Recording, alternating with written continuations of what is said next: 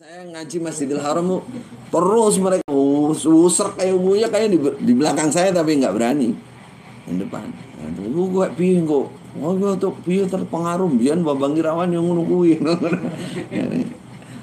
Nah, terus karena saya punya program jangka panjang, pribadi saya merasa saya bodoh, saya belum ngerti apa-apa, nah akidah urung ngerti, apa urung ngerti, ini perlu bertahun-tahun.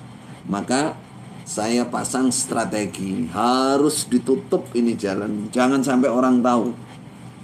Jangan sampai orang tahu. Pertama, saya memang sengaja memutuskan hubungan dengan siapapun dari Indonesia yang mondok atau sekolah di sana. Wes pokoknya gak gelem petok.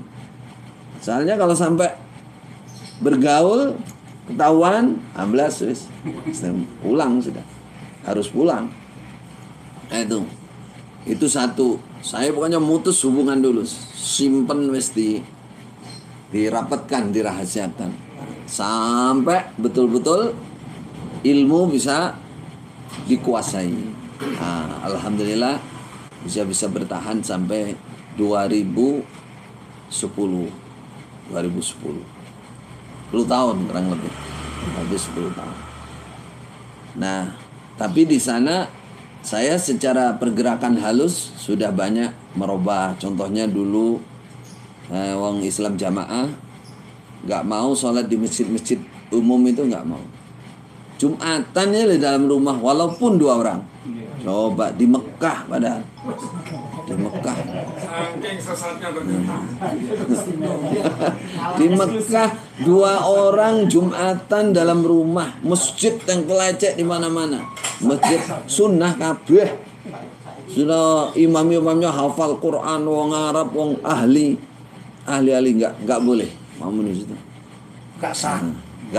Nggak boleh, nggak sah, nggak murni. Tapi saya akhirnya bisa mendobrak itu, karena saya nyontohi sekali 2 kali. Ya rada tak hapus-hapusi memang mereka itu. Wah iki asli Saudi, iki wis bayat langsung nang gone.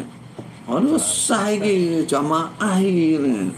Apa sampean gak roh mbiyen nasihate Bapak Amir, enggak Pak Thohir, bahwa Mekah ini adalah negara jamaah, istaeloi negara jamaah. Negara jamaah sah iku Saudi. Lho sing nika teng mriku Pak Khalil imame ya iku senes tiang Saudi. Itu tapi kuwi lahir di sini itu. Lahir di sini iku lulusan niku lho Ma'had Haram iku kancaku wis di sini. Akhirnya mulai pecah tapi mereka. Nah sing lawas-lawas iku ya tetap bertahan sholat di dalam rumah. Sholat dalam rumah. Kepada jamaah. Tapi sebagian besar sudah mau sholat di luar. Itu cerita sedikit singkat tadi judulnya. Seandainya Allah tidak mentaufiki membuka jalan kita, nggak mungkin. Apalagi yang 10 tahun, 30 tahun tim perkawinan, 10 tahun tua pondok. Nah, semua punya kisah masing-masing. Nggak mungkin, perasaan nggak mungkin. Nah, apalagi dari wakil amir di daerah, ada wakil kelompok, orang tokoh-tokoh semua. Nah, itu kayaknya wes cara akal nih wes nggak mungkin. Nah, kenapa menjadi mungkin? Karena Allah menghendaki. Nah, terus sekarang kira-kira poin besarnya apa sebenarnya yang ada di Jokam di Islam Jamaah? Saya dulu dengan teman-teman programnya sebenarnya pertama bab takfir. Jangan mengkafirkan umat Islam di luar Islam Jamaah. Kenapa kok mau diluruskan? Karena ini sejarah Islam, bahkan di Kutubus Sittah sudah isyaratnya ada. Itu perpecahan umat pertama kali yang pasti masuk ke 72 dan diancam neraka. Itu aliran yang ngafirkan umat Islam yang lain. Namanya Khawarij. Sejarah mencatat itu. Habis itu baru muncul namanya Qadariyah, Syiah, terus Jahmiyah. Pertama kali Khawarij. Apa yang membuat Khawarij ini menjadi kelompok yang sangat buruk dan pasti termasuk 72? Alasannya diantaranya yang paling kuat karena dia mengkafirkan orang di luar golongan dia. Itu akidah, namanya akidah, keyakinan yang paling mendasar itu adalah mengkafirkan umat Islam di luar golongannya. Makanya saya getol bagaimana caranya menghilangkan takfir ini.